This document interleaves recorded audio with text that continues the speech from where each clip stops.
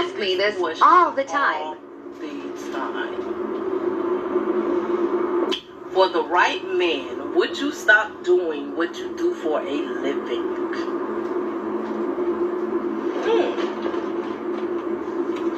No.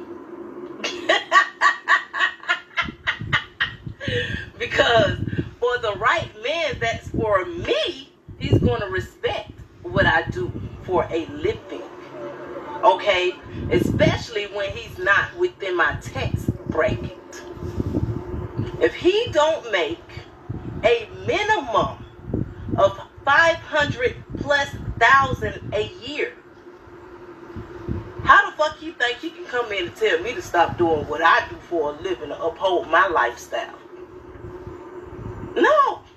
I'd be damned if I let a 5-figure nigga come up in here talking about, oh yeah, you gonna have to stop. No, baby, no. A nigga making $200,000, $300,000, and $400,000 a year. Oh, you gonna have to? No, sugar pie.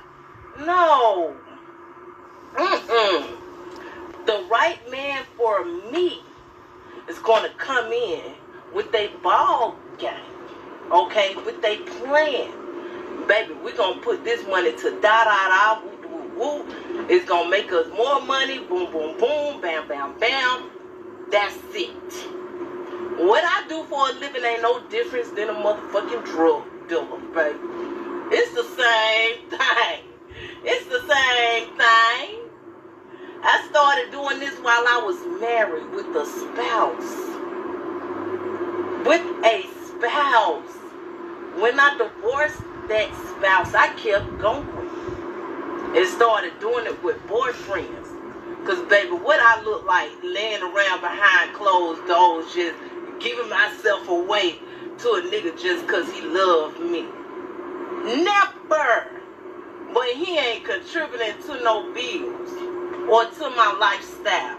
No, I'm going to help him contribute. So I'm going to use you to help contribute to these bills. That's it.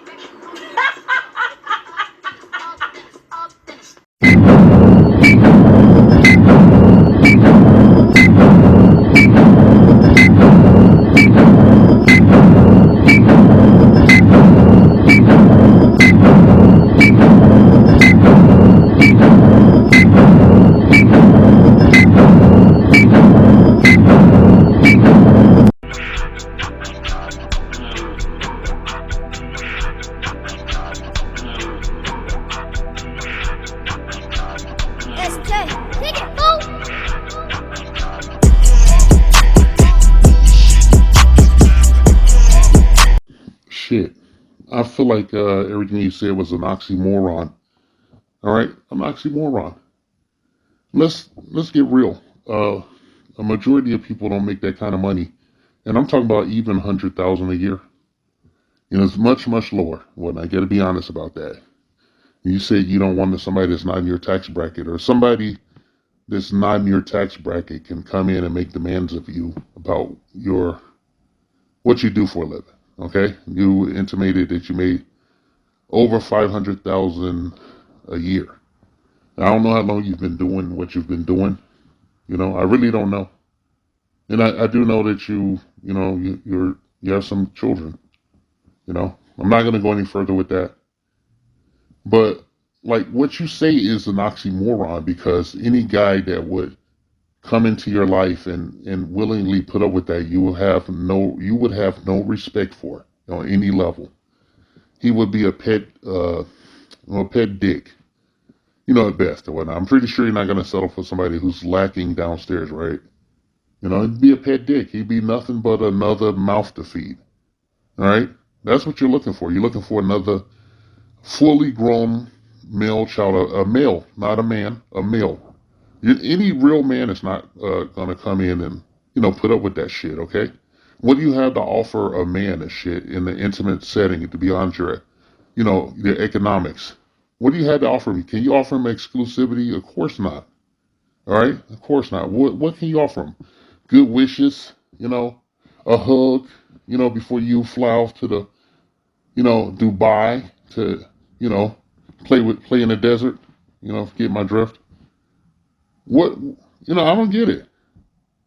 I don't get the argument. I don't get your attitude about, a guy's gonna say shit like that to you, okay? His ego's gonna prompt him to say that. More likely he's gonna be a male. You're not gonna meet a real man. The only time you're gonna meet a man is when you go do your job. When you do your job wherever you do it, okay? When you go do that alcohol, you know, when you fly overseas to these exotic locations, where you're allowed to a few days of R&R and shit before you have to earn that money the hard way, you know? What real man is going to be in a relationship with you? All right? You're asking for a giant adolescent. You're looking for another son, husband. That's what you're looking for. Okay? You're not looking for a fucking man. Is it too much to expect exclusivity in an intimate relationship that may or may not lead to marriage? No, it's not. But in this day and age, everything's on its head, everything's inverted and whatnot. And you talking shit like that, it makes total total sense. Okay, not to somebody like me. I'm very pragmatic about it and shit.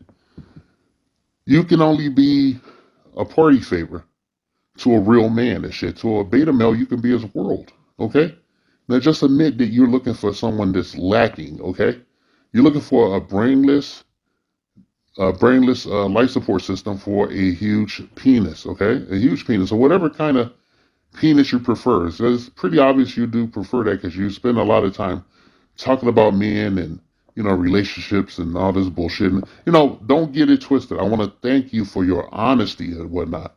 You pick your money over, anything else, all right? That's more important to you than anything else. And you're doing it, man. You're doing it. You're jet setting. You're going to these exotic locations.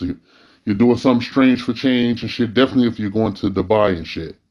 I want to point out, a lot of you women out there, you think this is the life to live and shit.